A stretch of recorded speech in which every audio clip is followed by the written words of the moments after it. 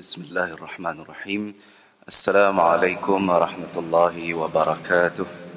Alhamdulillahi rabbil alamin.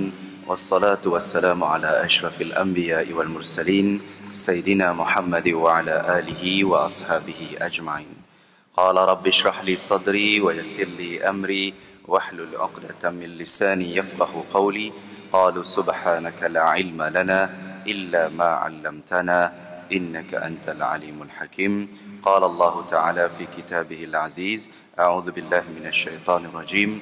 Qul in kuntum tuhibbuna Allah fattabi'uni yuhibbukumullah wa yaghfir lakum dhunubakum wallahu ghafurur rahim.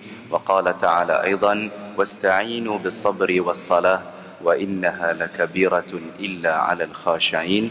Sadaqallahul azim.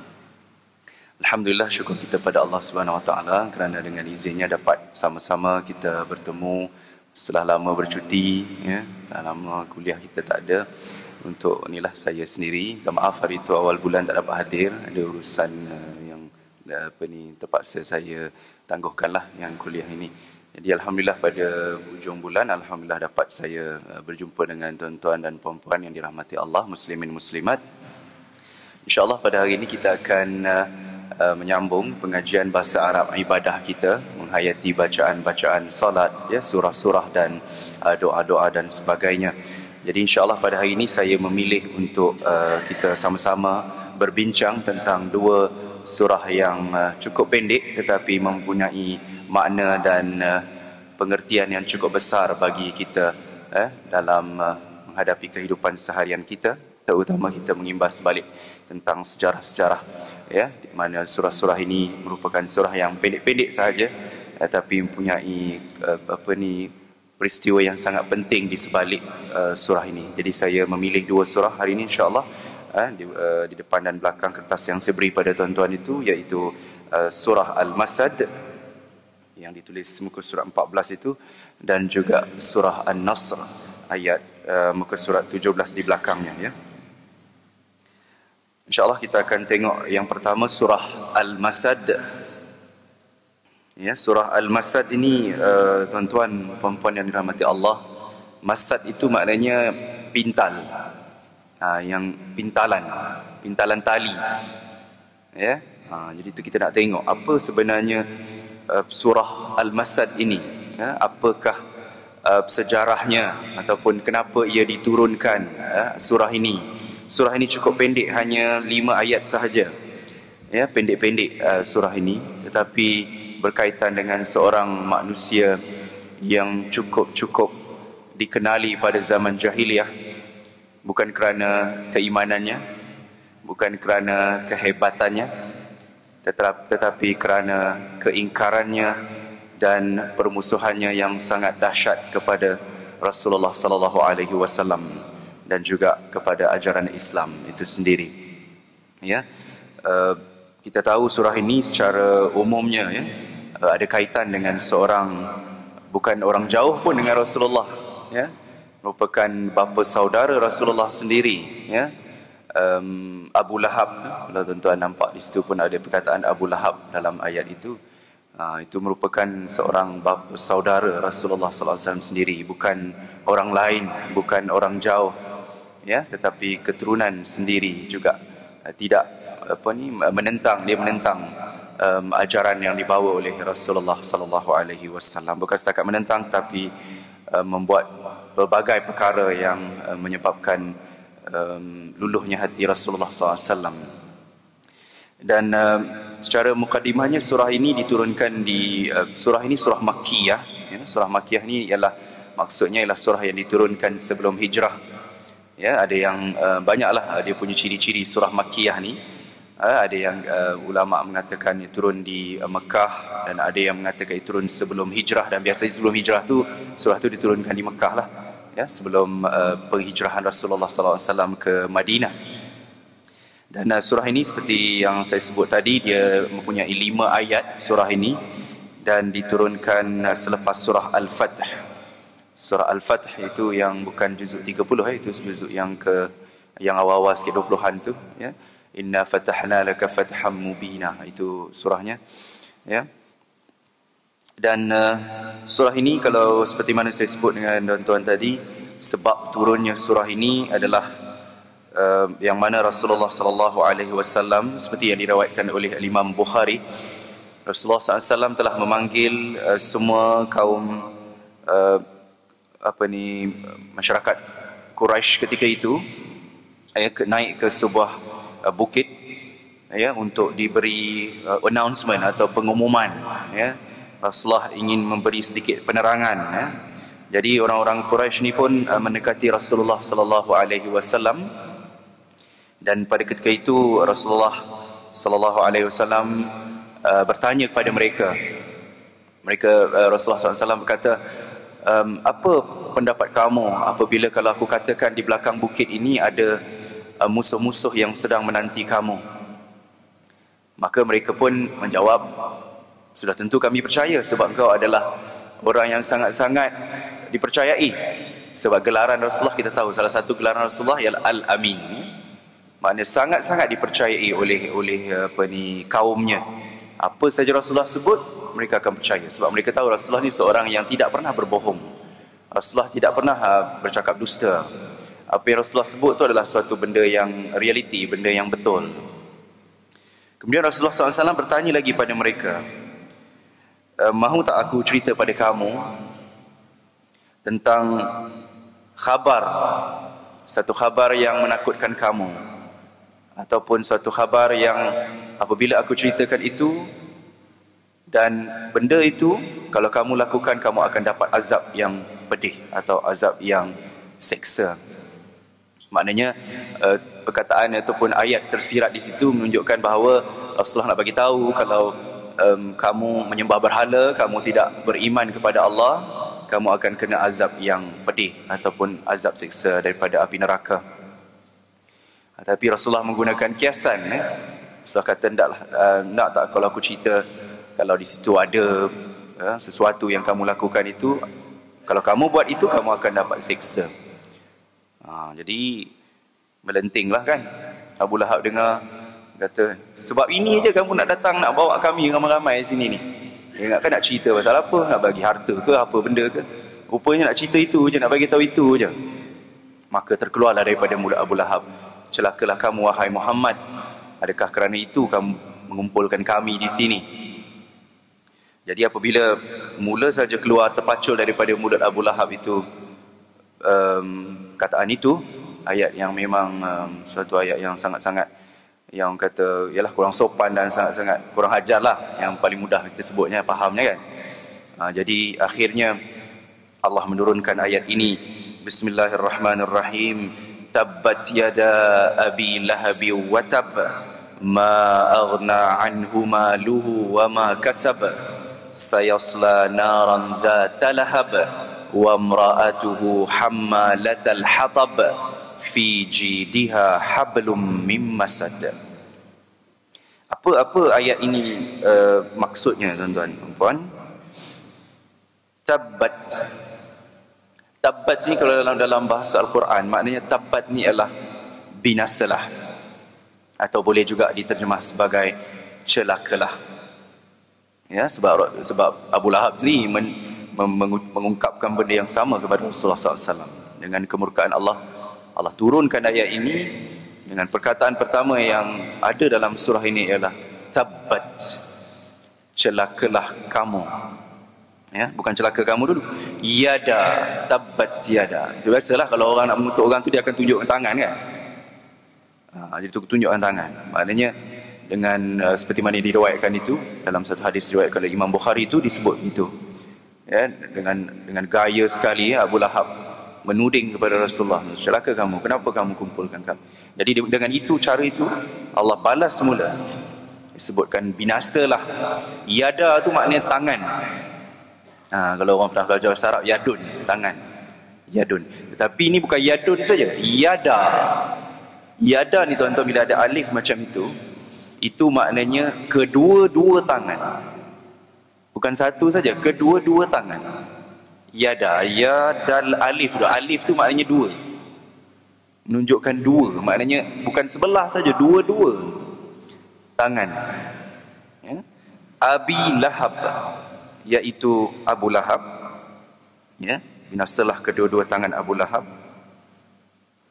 Watab. Kenapa disebut sekali lagi kalau kita tengok sini kan? Tabbat yada Abi Lahabi watab. Tabbat dengan watab tu sama makna dia. Cuma apa bezanya di sini? Mula-mula kita sebut tadi, binasalah kedua-dua tangan Abu Lahab. Watab maknanya dan binasalah ia semua sekali. Maknanya bukan setakat tangan dia saja, semua badan dia tu semua sekali. Betapa dahsyatnya penghinaan Allah kepada makhluk ini. Ya, bukan celaka tangan sahaja, seluruh tubuh badannya itu sekali yang dicelakakan oleh Allah Subhanahu wa taala. Ya, betapa dahsyatnya. Ya, kalau kita tahu sini tabba ni adalah satu perbuatan ataupun disebut sebagai dalam bahasa Arab dipanggil fi'il madhi.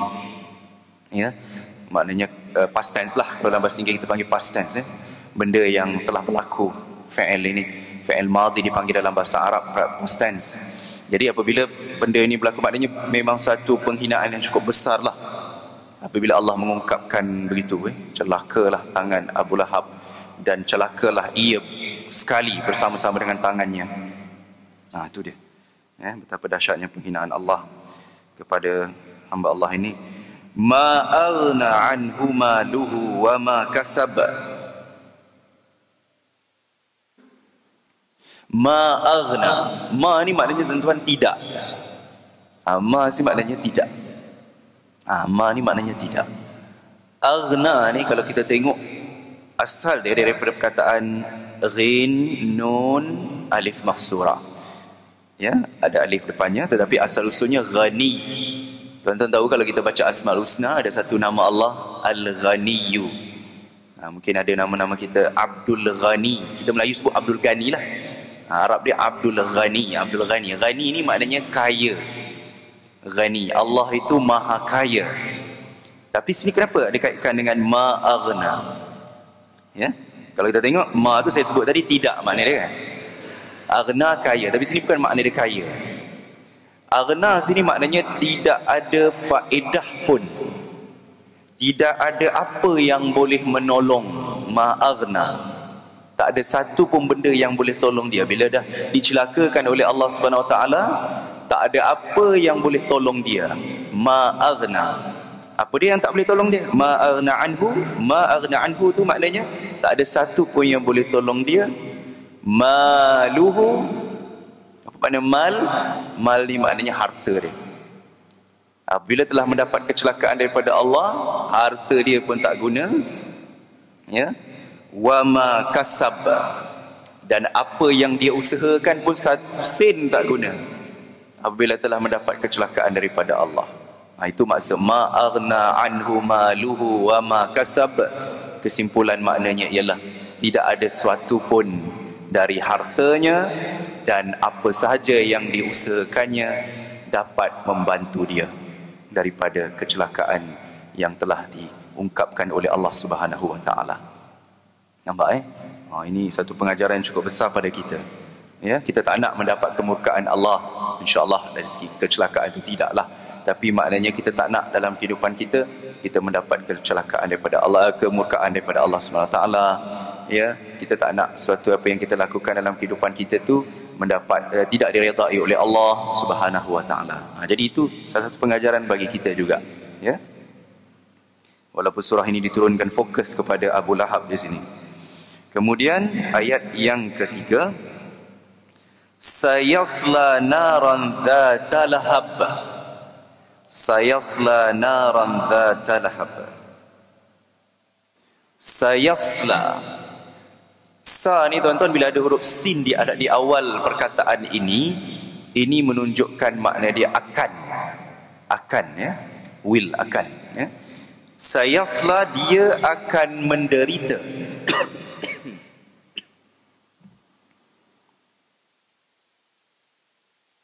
Dia akan menderita, Ya, sayasla, ataupun dia akan ditimpa. Nara, naran. Nar ni maknanya api. Dan fokus ini api neraka lah. Api neraka. Kalau di dunia ini kita, ya, dalam bahasa Arab lah, saya sebut sikit tentang bahasa Arab. Nar dalam, kalau kita kat rumah ada api dapur, ada api unggun, api tu semua pun panggil nar juga. Dalam bahasa Arab biasa pun nar lah, api. Tapi kalau disebut dalam Al-Quran, memang fokusnya ialah api neraka. Nara. Memang nara tu maknanya api neraka lah. Ya. Zata lahab. Zat ni, kalau kita faham Melayu, zat yang kita biasa sebut zat besi, zat vitamin apa kan, maknanya dari segi khasiat, ya, suplemen dan sebagainya lah bila sebut zat tu. Tapi sebenarnya dalam bahasa Arab, zat ni maknanya yang mempunyai. Itu makna zat, yang mempunyai. Dia asal daripada perkataan zu. Kalau zu, bukan zu negara tuan-tuan, Zul, macam nama orang Zul, Zulkifli, Zulfadli. Zul tu sebenarnya makna dia yang mempunyai. Kalau Zulkifli contohnya, mungkin nama tuan-tuan ada, nama anak-anak tuan-tuan. Zulkifli maknanya orang yang mempunyai tanggungjawab. Tu bagus nama Zulkifli. Nabi Zulkifli pun ada nama Nabi. Zulfadli orang yang mempunyai kelebihan. Itu dari segi, itu nama lelaki lah. Tapi zat di sini dikategorikan sebagai perkataan itu dianggap sebagai feminin, sebab dalam bahasa Arab ni dia ada muzakkar dan muannas. Kalau kita pernah belajar bahasa Arab, dari segi konsep tata bahasa dia, dari segi nahu grammar dia tu, dia ada feminin dan masculine, dia ada muzakkar dan muannas. Dalam bahasa Al-Quran, api neraka, nar, dianggap sebagai satu perkataan muannas atau dianggap sebagai perkataan feminin dalam tata bahasa Arab. Itu pasal di sini dia pakai naran zat, dia tak pakai naran zu. Itu kita kena faham jugalah, sikit-sikit lah saya terangkan secara asas dari segi tata bahasa Arab itu. Jadi maknanya dalam bahasa Arab, nar ni dikategori dia sebagai feminin, perkataan yang gendernya feminin. Ya, dia ada banyak lah dalam bahasa Arab ni. Untuk contoh lain macam perkataan syams. Apa makna syamsun? Matahari, syams. Syamsun juga adalah perkataan yang dikategorikan sebagai muannas ataupun feminin dalam tata bahasa Arab. Ya, ard, bumi juga. Ya, bumi, ardun. Itu juga adalah perkataan feminin dalam bahasa Arab. Khamrun, contoh kita baca dalam Quran, innamal khamru arak, dalam bahasa Arab juga dianggap sebagai perkataan feminin dalam tata bahasa Arab. Khamrun, arak itu juga. Jadi ini contoh saya bagi perkataan-perkataan yang dalam bahasa Arab memang macam tu, dia ada tata bahasa dia dalam bahasa Arab, ya. Jadi zat itu maknanya yang mempunyai.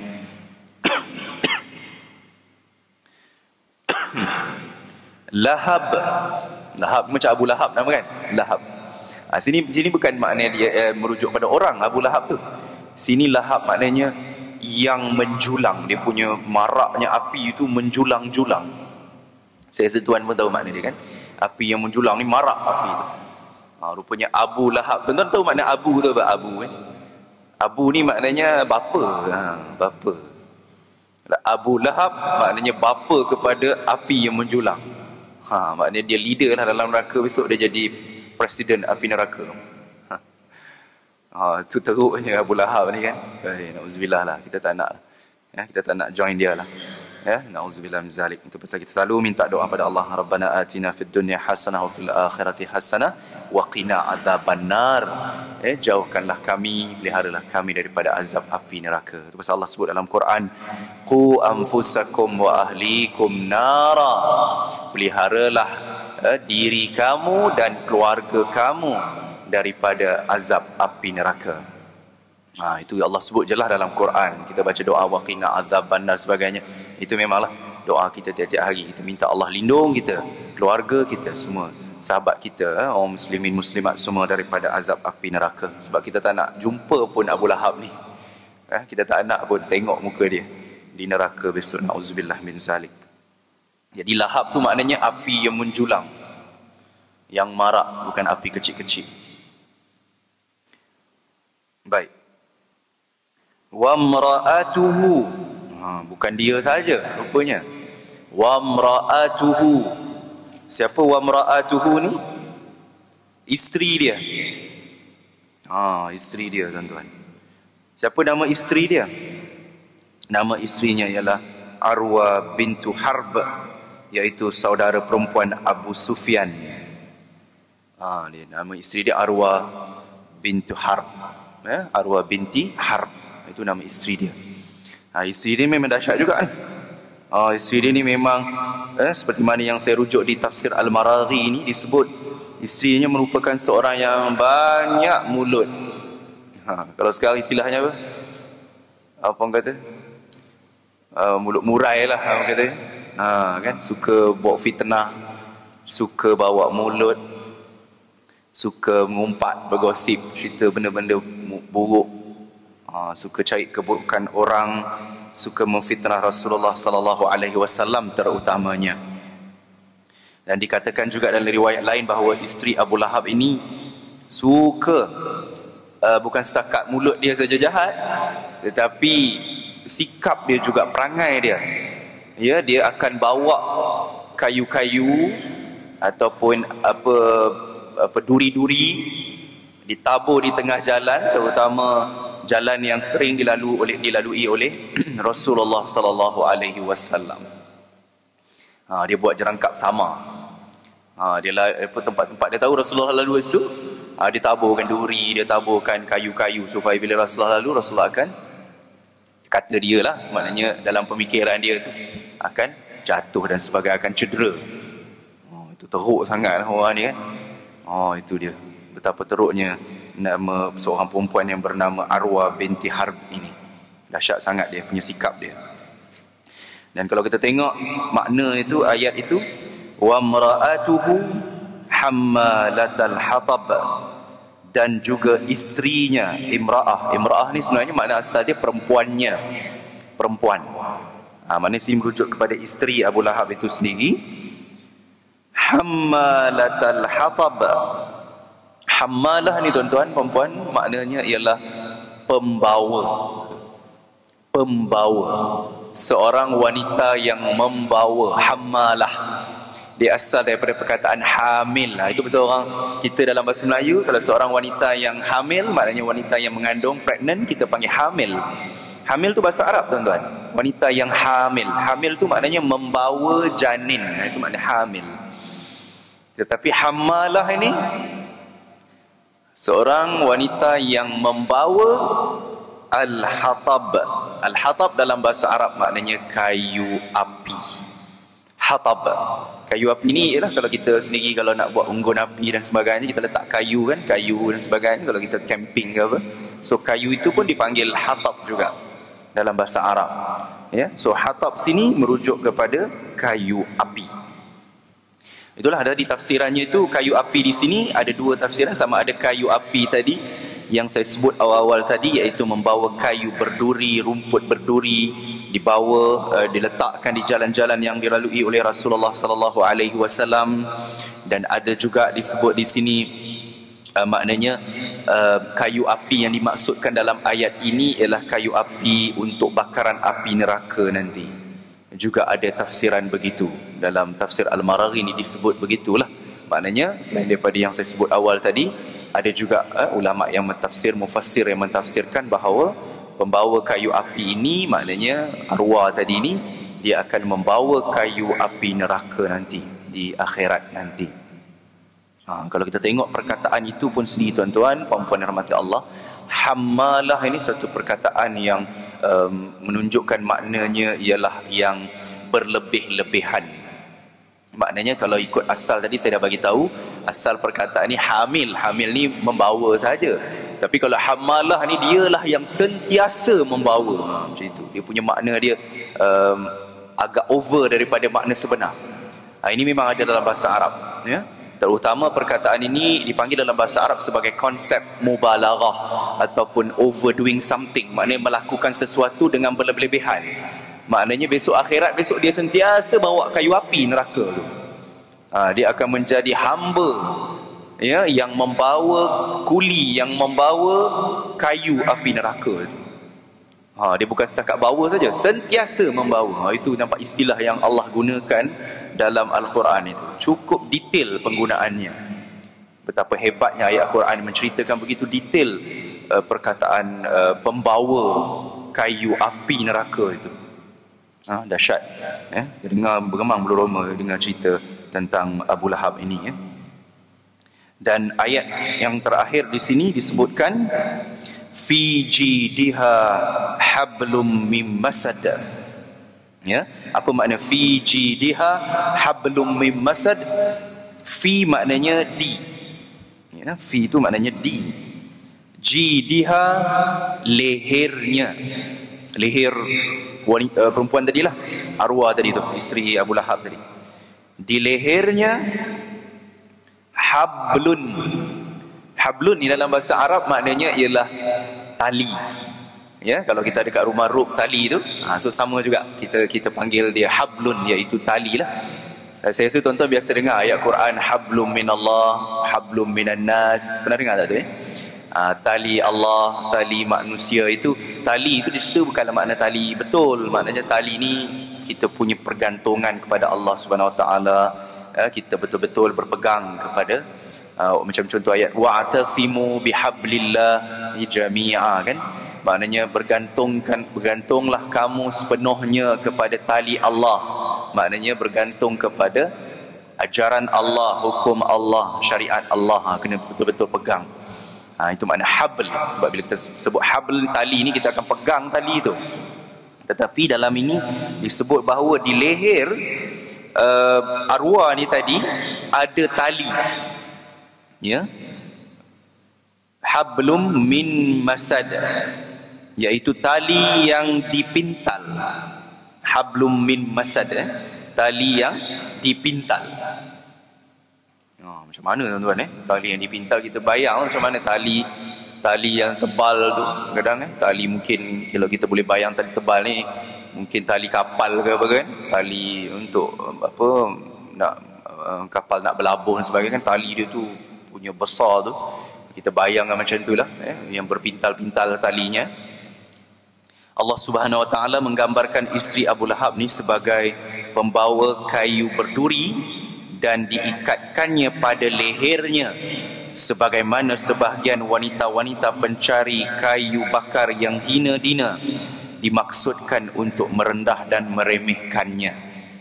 Mana di sini ada ulama yang mentafsirkan bahawa dikatakan bahawa di lehernya itu ada tali, itu merupakan satu kiasan. Satu kiasan yang nak ditunjukkan bahawa betapa hinanya seorang wanita apabila di lehernya itu ada tali. Dan tali itu bukan tali apa? Tali yang ikat kayu api tadi tu. Bayangkanlah orang kalau ada tali dekat leher, seret macam begitu. Betapa hinanya rupa bentuk dia. Itu yang Allah nak ceritakan dalam ini, merupakan satu kiasan yang menunjukkan bahawa Allah Subhanahu Wa Taala nak menghina dan nak merendah-rendahkan martabat arwah tadi, isteri kepada Abu Lahab ini.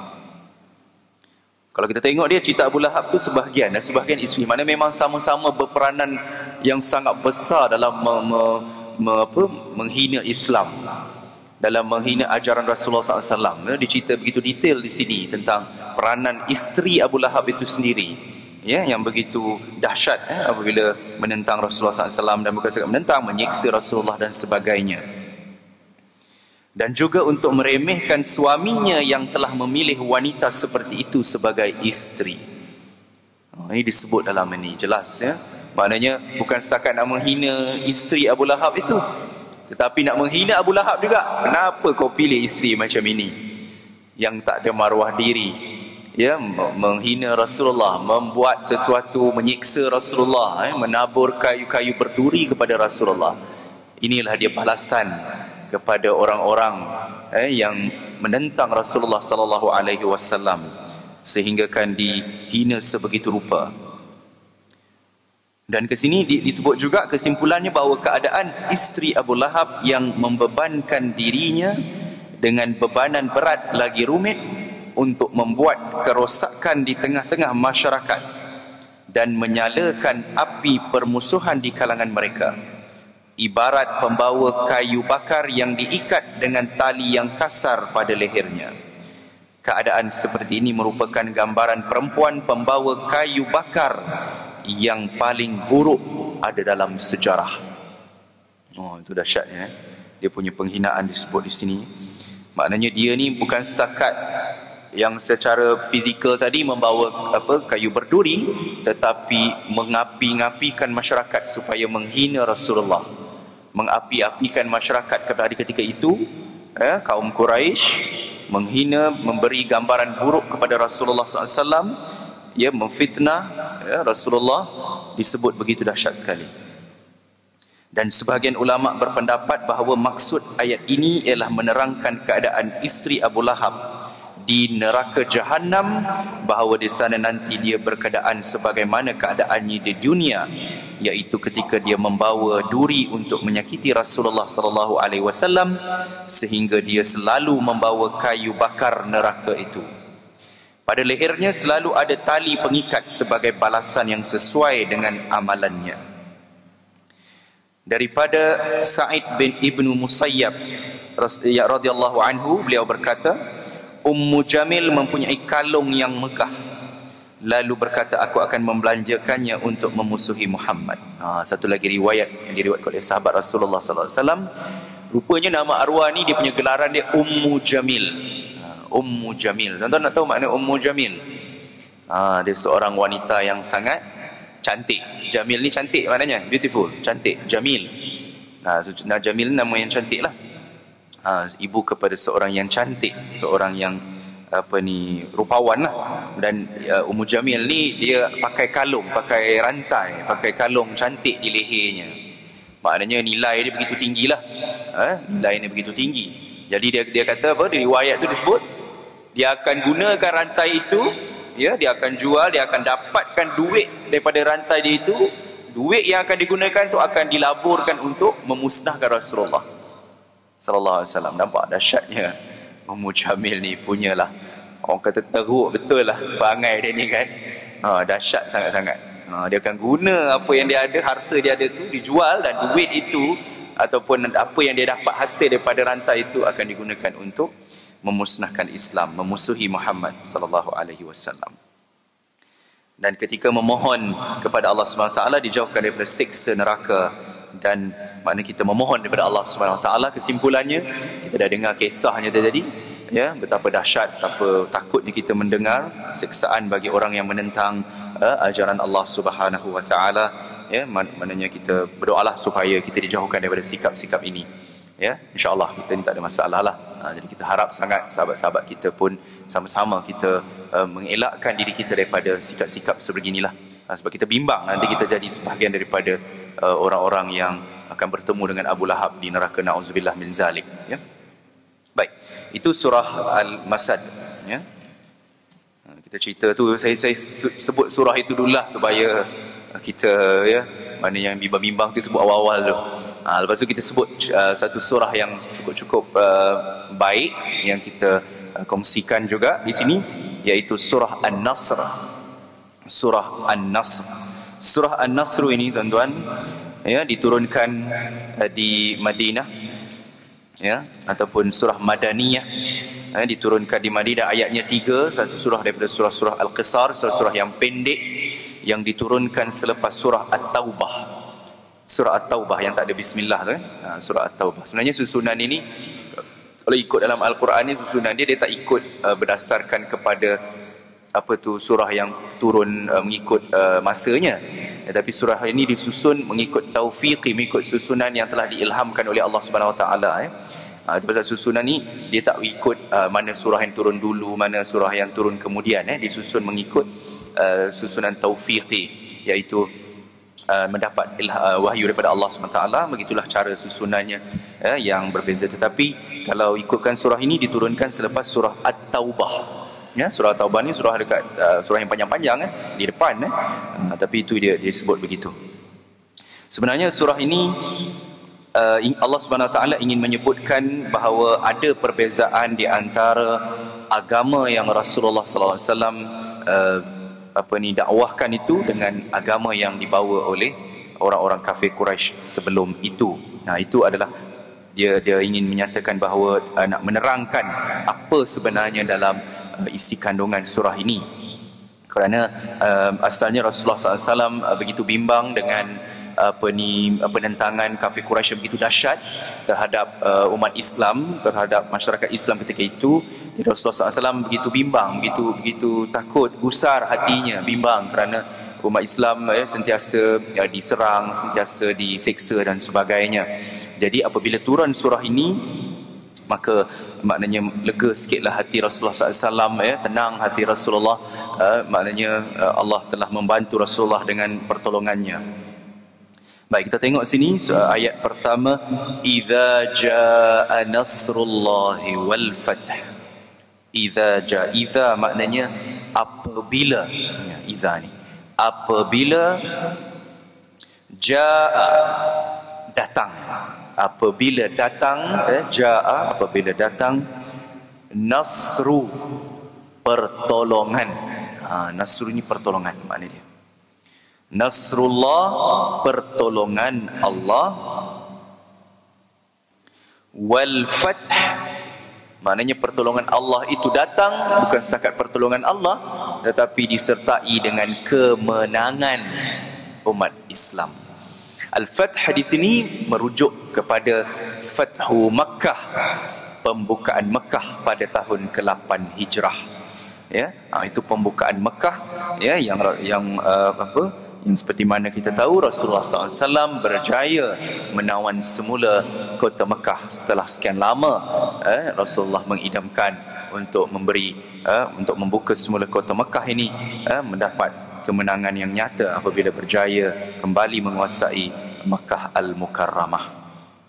Jadi apabila datang pertolongan Allah dan kemenangan daripada Allah Subhanahu wa taala, maknanya kemenangan yang diceritakan bahawa kemenangan untuk mengatasi perkara-perkara yang batil, perkara-perkara yang syirik telah dapat ditewaskan dan ditegakkan agama tauhid kepada Allah Subhanahu wa taala. Seterusnya ayat yang kedua, wa ra'aitan nasa yadkhuluna fi dinillahi afwaja. Wa ra'aita, dan engkau telah melihat. Wara'aita, dan engkau telah melihat. Maknanya apabila pembukaan Mekah tu beramai-ramai orang masuk Islam kan. Kemudian saya terjemah dulu, wara'aita, dan engkau telah melihat, an-nas manusia. An-nas kita biasa tahu, qul a'udzu birabbin nas, nasu manusia lah. Yadkhuluna, mereka ini masuk. Yadkhulun dalam bahasa Arab makna dakhala ini maknanya masuk. Masuk. Fi dinillah, masuk mana tuan-tuan? Masuk kepada agama Allah. Din agama. Inna dina indallahil Islam. Al-yawma akmaltu lakum dinakum wa atmamtu alaikum ni'mati wa raditu lakumul Islam dina. Pada hari ini aku telah sempurnakan bagi kamu agamamu dan aku telah cukupkan nikmatmu kepadamu dan aku telah redha bahawa Islam itulah satu-satunya agama yang diiktiraf. Jadi apabila masuknya orang ini afwaja. Apa makna afwaja ni tuan-tuan? Beramai-ramai, ataupun istilah berbondong-bondong, beramai-ramai masuk Islam. Maknanya tak payah nak bersuruh pun, terus masuk ramai-ramai. Tengok kemenangan Islam tu dah nampak jelas. So orang-orang yang belum lagi masuk Islam, ada di kalangan sahabat juga yang last minute selepas kemenangan Islam tu baru masuk Islam, yang orang kata panglima-panglima kafir Quraisy lah yang mula-mula gitu, akhirnya masuk Islam, seperti contoh Abu Sufyan dan sebagainya, yang masuk Islam agak lewat, tetapi semasa kemenangan Islam itu ramai yang orang kata orang-orang hebat kafir Quraisy ini masuk Islam. Sebab seperti mana kita tahu pada permulaan Islam yang masuk Islam bukan orang-orang yang hebat, hamba-hamba sahaya, orang kata fakir miskin. Itu yang banyak orang-orang sederhana lah, orang-orang yang susah yang banyak masuk Islam pada permulaan Islam. Lepas-lepas tu baru ramai yang hebat-hebat yang masuk Islam selepas nampak kemenangan Islam itu. Fasabbih bihamdi rabbika wastaghfir, maka bertasbihlah, maka ucapkanlah tasbih bihamdi rabbika, dengan puji-pujian kepada Tuhanmu. Sabbih sini tasbih kan, disebut tasbih, mensucikan Allah lah. Maka sucikanlah kamu Tuhan kamu dengan puji-pujian kepadanya. Maksud di sini maknanya kita memuji Allah Subhanahu wa taala kerana apa? Kerana ketika itu telah sempurna segala, ya, susah payah jerih payah Rasulullah SAW, usaha baginda untuk memenangkan Islam. Maka ajaran Islam itu, ajaran yang mulia itu telah menyebabkan orang kafir tewas, kalah teruk, dan menyempurnakan nikmat yang telah pun diberikan oleh Allah Subhanahu Wa Taala kepada orang Islam, walaupun orang kafir membencinya. Itu dia punya penerangan tadilah. Bihamdi rabbik wastaghfir, dan mintalah keampunannya. Istighfar maknanya mintalah keampunannya.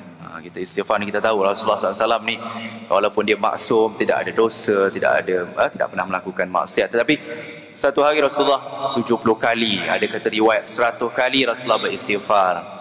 Jadi kita janganlah istighfar lepas solat saja, ya, 3 kali. Itu baguslah, sekurang-kurangnya kita istighfar juga. Tapi apabila kita teringat, apabila kita rasa hati kita tidak tenang, apabila kita rasa hati kita mungkin ada something yang tak sedap hati, maka kita banyakkan istighfar. Itu salah satu cara untuk kita menenangkan hati kita, ya, itu memang salah satu cara dia. Jadi itulah seperti mana kita sebut sini, mohonlah keampunan untuk dirimu dan sahabat-sahabat yang mengikutmu, yang berada dalam kegelisahan, bingung dan sedih serta putus asa sebab beranggapan bahawa pertolongan Allah itu telah terlambat. Macam mana saya sebut tadilah kan, Rasulullah bimbang, sahabat-sahabat pun bimbang, takut tengok Islam, ya Allah macam mana Islam ni pada zaman itulah, ya, takut lama-lama Islam ni lama-lama ialah bimbang, takut lama-lama Islam itu tewas dan sebagainya. Maka apabila turun ayat ini, maka menghilangkanlah kerisauan dan kebimbangan sahabat-sahabat Rasulullah sallallahu alaihi wasallam dan diri Rasulullah sendiri. Dan ayat yang terakhir, innahu kana tawwaba, sesungguhnya Allah Subhanahu wa taala itu Maha menerima taubat. Tawwab, ini salah satu sifat Allah ataupun nama Allah Subhanahu wa taala, iaitu Tawwab, iaitu Allah Subhanahu wa taala itu Maha menerima taubat. Jadi kesimpulannya daripada apa yang kita dapat daripada surah An-Nasr ini, apabila kemenangan telah tercapai dan telah terbukti pertolongan Allah itu, manusia pun mula bersedia menerima kebenaran agama. Nampak? Bila nampak Islam tu dah mula menang, macam saya sebut tadi dah, ramai sahabat-sahabat yang orang kata dulu, ya, orang-orang kafir Quraisy, akhirnya musyrikin Quraisy masuk Islam pada ketika itu, ketika pembukaan Mekah itu, apabila mereka telah nampak bahawa Islam itu merupakan satu-satunya agama yang benar, Islam itu adalah satu ajaran yang sangat-sangat menitik beratkan kesamarataan, keadilan dan sebagainya, maka dengan itulah mereka nampak jelas depan mata mereka, akhirnya mereka memeluk Islam. Oleh itu, kewajipan kita sebagai seorang Muslim ialah sentiasa mensucikan Allah Subhanahu Wa Taala. Jelas disebut di situ, ya. Fasabbih bihamdi rabbika wastaghfir.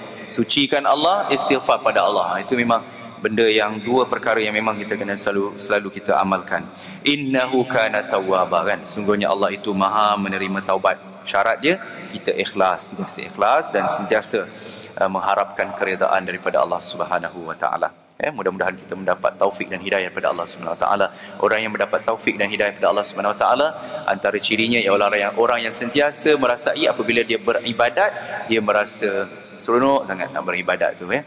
Maknanya macam contoh, kita nak sembahyang berjemaah, seronok nak datang surau sembahyang berjemaah, solat subuh, nak solat tiap-tiap waktu. Kalau ada masa kelapangan, kita akan seronok untuk menunaikan solat, bukan hanya di masjid, mungkin di tempat kerja kita, di syarikat kita dan sebagainya. Kita seronok nak beribadat, ya, kita seronok melakukan kebaikan, ya, seronok kita bersedekah, seronok melakukan. Bila kita ada rasa perasaan seronok itu, maka kita dapat kemanisan iman itu, dan itulah dipanggil kita dapat taufik dan hidayah daripada Allah Subhanahu Wa Taala.